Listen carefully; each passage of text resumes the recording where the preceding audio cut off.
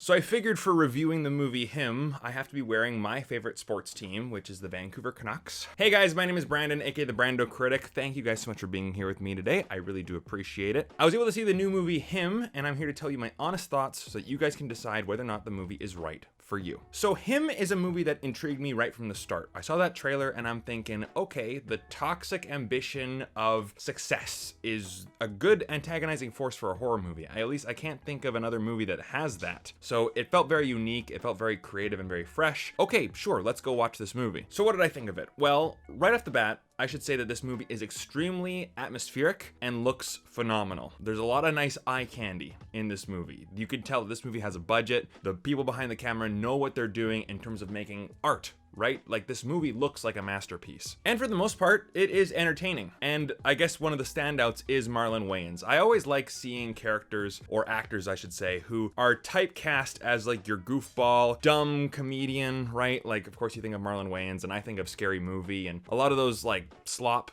movies, right? And again, no disrespect to anyone who likes those movies. I love Scary Movie, okay? But I love seeing actors like that in a different genre like this, and it really shows how talented they are. He's charismatic, funny, and extremely sinister when he wants to be, and I thought he was phenomenal. This is also the first time I ever saw Tyriq Withers. I'm gonna assume that that's how you pronounce his name. I could look it up, but I don't really care. You know who I'm talking about. He has movie star written all over him. I thought he was also great as the lead, but while he's the main character, Marlon Wayans steals the show. His character really is the blank slate for us to get connected into the story, and we've seen blank slate characters in everything, so he does a good job at that. Now, like I said earlier, I was able to connect with the sports angle, thus me wearing my favorite hockey team. And like most sports fans, I've been following this team since I was 7 years old, so I get the idolization of these athletes, and people will decorate their homes with all of the colors, right? Like, we're on this team, we're on this team. There is this religious like worship of these people, especially in certain markets, certain cities. I think of, you know, South America and in Europe with soccer. United States is definitely football. In Canada here it's hockey, but there's this idolization of these athletes, and this movie really tackles that idea. You know, as a society, you know, we worship these people for our entertainment, and it's not so subtle that the team that our main character plays for or wants to play for is called the Saviors, the San Antonio Saviors. So it's right on the money with that one. So where does this movie shine? Well, it's actually the same place where it falters in my mind, and those are the allegories and the themes and the messages. This movie is just overflowing with allegory and symbolism. Now, right off the bat, I really enjoy what this movie has to say. I can connect with it, with that toxic pursuit of success, ambition, sacrifice, the price of greatness, hero worship. It tackles the cult of personality, toxic masculinity. There are many lines in this movie talking about how the modern day sports star, especially the football player, is like the new Roman gladiator, where they're going into the Colosseum and you have all these giant crowds cheering, and yet these are people who are suffering from insane injuries, and we're getting into the whole concussion aspect of it. But modern day sports stars are the modern day gladiators. They talk about fame and the suffocation of it all. Anywhere you go, there's reporters, there's fans, people talking about you. You can't escape it. That's one part of the Michael Jordan documentary that I really enjoyed, was just how he is the biggest sports star in the world, and he is a celebrity not just in sports circles but outside of sports circles, and privacy just does not exist, or you have to pay a premium for it. Themes of self-identity and self-worth. You know, there's a lot of moments where the characters are going, well, without football, who am I? Right? I'm nothing without football. I'm nothing without my profession. And I believe, I know this for a fact, that other professions have this too. And it also tackles the inevitability of mortality and your spot in the spotlight. Sure, you might be a star now, but you're gonna age out and the next one's gonna come after you. There's always someone better on the horizon. And how do you handle that? How does your ego deal with it? In fact, that last theme there, it felt very Star Wars Sith-like. The whole, well, there has to be a master and the apprentice has to take the spot of the master, and then what happens with the master, right? I don't want to spoil anything, but it felt very Star Wars at the end. So I love everything that this movie has to say. I love all the themes, all of the ideas that it tackles, and I can relate to it even on my YouTube journey. When I started this YouTube channel, maybe 7 years ago at this point, I started it like, I'm going to be the best. I'm gonna be super successful. I'm gonna have this as my full-time job, and I'm gonna be loving it. I'm gonna be successful, and I'm gonna be great. And I had to really handle some identity crisis things where I took a step back from YouTube, and I was thinking like, without YouTube, what am I? In my social circle, I'm the YouTube guy. I'm the movie guy. And if I don't have that, then what am I? Right? To a lesser extent.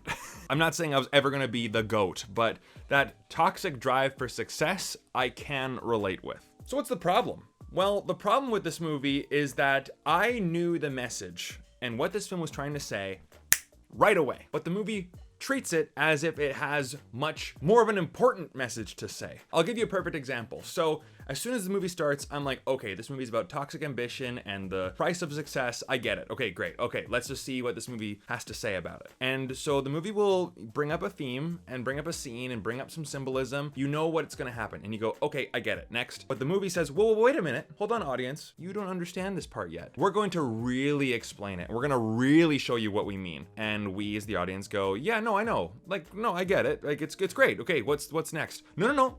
You don't understand it. And unfortunately, I had to do something in this movie that I hate doing, and this is a really bad sign for any movie watching experience.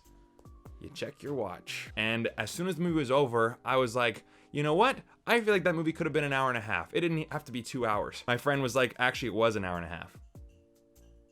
That's a bad sign. Very bad sign. I guess I should have checked my watch at the end of the film.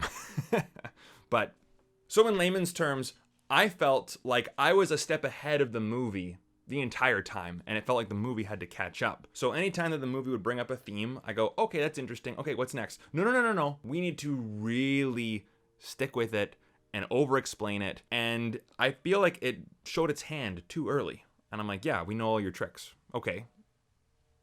Yeah, wonderful. And on top of that, the symbolism, especially towards the end, it felt like it was really hitting us over the head with it. It went overboard. Not to spoil anything, but there's many moments in the movie where you're thinking, is this real? Is the character actually experiencing this in real life, or is it just in their head? Because we talk about sports injuries and all that stuff. Like, is this real? The movie just gets up its own ass. For lack of a better way of saying it. It gets in its own way, I should say. Maybe that's a nicer way of putting it. But even with like the horror symbolism, it was used sparingly throughout the film. And you could even watch this movie and say, you know what, it's more of a psychological thriller. It's not like a horror film. But then it just has to go into a blood-filled mess, and it just becomes extremely blatantly over the top for the sake of doing so. I felt like it wasn't serving the story. It felt like, oh, we're a horror movie. We can be really graphic, and we can be really over the top, and we can be really just out there for shock value. And it just didn't feel justified. It didn't feel earned either. And the worst part about all of this is that it felt too surreal for me to feel frightened, or for me to be actually shocked, or for me to feel invested in the story at all. I go, okay, yeah, now this is okay, this is what we're doing? Okay, great. And you feel disconnected from the movie. At least I did when that was going on. And I felt like they were riding that really great line. There were moments in this movie where I'm like, I'm gonna give this a 4 out of 5. I'm really enjoying it. But then I feel like the movie just said, we are more clever than we actually are. But you won't know that.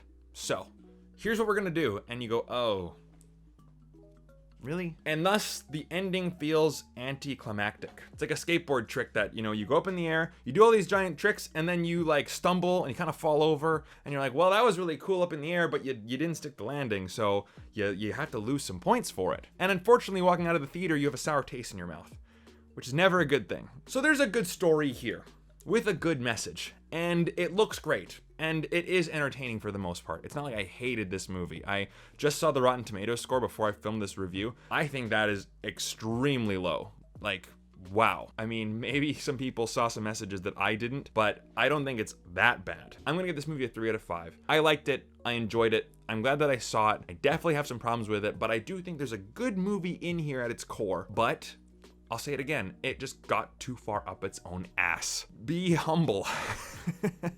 Be humble. This movie was not humble at all. This movie thought it was the GOAT. Maybe not that far, but you know what I mean. So anyways, guys, those are my thoughts on the movie Him. If you saw the movie, let me know your thoughts down in the comment section down below. I'd love to know. And if you guys like this video and you want to support the channel, then hit the link in the description for my Patreon. We also have monthly movie watch-alongs every single month. That's what it means by monthly. But it's a really fun time. It's like a movie club. And if you want to support the channel, that's the place to do it. Anyways, guys, thank you so much for watching, and I'll see you guys again soon. Take care.